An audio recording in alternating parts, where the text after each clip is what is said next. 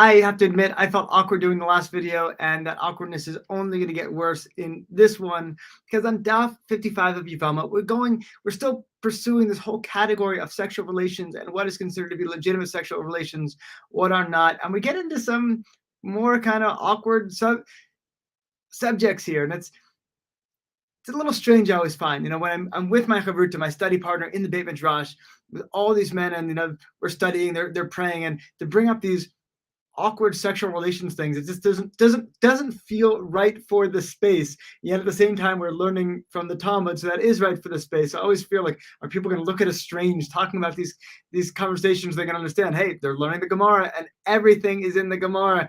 I even had a roommate once tell me, look, everything is in the Gemara, and actually part of what you're talking about is actually present on this very daf.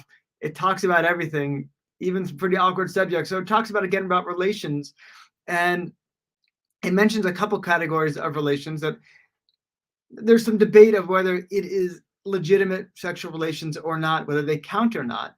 And one of them is debate over whether a man needs to be erect in order to have relations count or not, or if just insertion even without that is enough. And then it goes on and say there's an opinion that says no, that is not sufficient without actual erection.